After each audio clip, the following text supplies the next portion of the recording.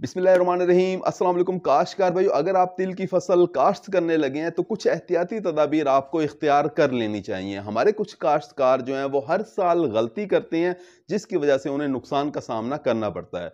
तिल की फसल हम किस किस तरीके से काश्त कर सकते हैं इसके बारे में आज हम बात करेंगे। कौन कौन सी एहतियाती तदाबीर आपने इख्तियार करनी है ये भी आपको बता रहे होंगे। वीडियो आखिर तक देखिएगा। अगर आपने हमारे चैनल सब्सक्राइब नहीं किया तो चैनल को फौरन सब्सक्राइब कर दें, साथ में बेल के बटन को दबा दें ताकि फसलों के मुतालिक हम जितनी वीडियो बना रहे होते हैं वो आपको बर वक्त मिल सकें।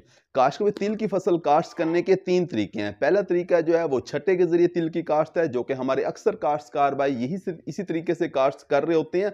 अगर तो आपकी जमीन रेतली मैरा है, हल्की मैरा है या आपकी मैरा जमीन है तो आप छट्टे के जरिए तिल की फसल बड़ी कामयाबी के साथ काश्त कर सकते हैं। काश्त में आपके रकबे का हमवार होना यानी लेजर लेवल होना बहुत जरूरी है। अब आप गंदम की फसल के बाद अगर तिल की फसल काश्त कर रहे हैं तो आपने क्या करना है, पहले रोनी का पानी लगाना है, जमीन तैयार करनी है यानी दोहरा हल चलाना है। उसके बाद आपने 1.5 से 2 किलोग्राम बीज का छटा करोगे और उसके बाद आपने हल्का सुहागा लगाना है। अब हमारे काश्तकार भाई जो हैं वो गलती क्या करते हैं, गलती ये करते हैं कि तिल की फसल बिजाई जब वो कर रहे होते हैं तो वत्तर का ख्याल नहीं करते। अगर आप खुश्क वत्तर के अंदर तिल का बीज काश्त करोगे तो वो सारा का सारा नहीं निकलेगा, बहुत कम होगा।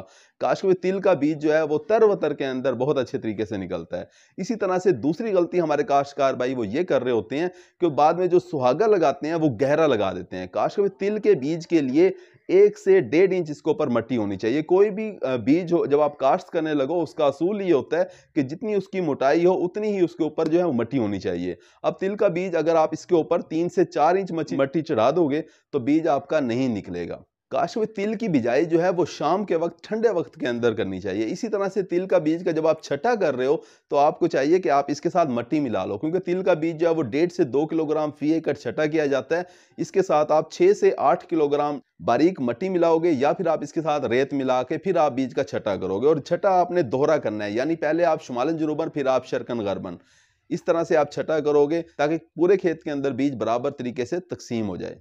काश्त में दूसरा तरीका जो है वो खेलियों के ऊपर काश्त है। हमारे कुछ दोस्त पूछ रहे होते हैं कि तिल की फसल हम खेलियों के ऊपर किस तरीके से काश्त कर सकते हैं। अगर तो आपका रकबा जो है वो पक्का है यानी पानी उसके अंदर थोड़ी देर खड़ा रहता है तो फिर आपको चाहिए कि आप खेलियों के ऊपर काश्त करें, क्योंकि तिल की फसल खड़े पानी को बिल्कुल बर्दाश्त नहीं करती। पानी अगर खड़ा हो जाए तो तिल के पौधे मुरझाना शुरू हो जाते हैं। खेलियों के ऊपर आप किस तरीके से काश्त करोगे, आपने क्या करना है कि जमीन आपने तैयार करनी है, उसके बाद आपने बीज का छटा करना है और उसके बाद आपने खेलियां निकाल देनी है। 1.5 फुट की आपने खेली रखनी है यानी लाइन से लाइन का फासला आपने 45 सेंटीमीटर रखना है और उसके बाद आपने हल्का पानी लगा देना है अपने खेत के अंदर। तो इस तरीके से आप खेलियों के ऊपर भी तिल की फसल काश्त कर सकते हैं। इसके बाद तीसरा तरीका जो है वो ड्रिल के जरिए काश्त है।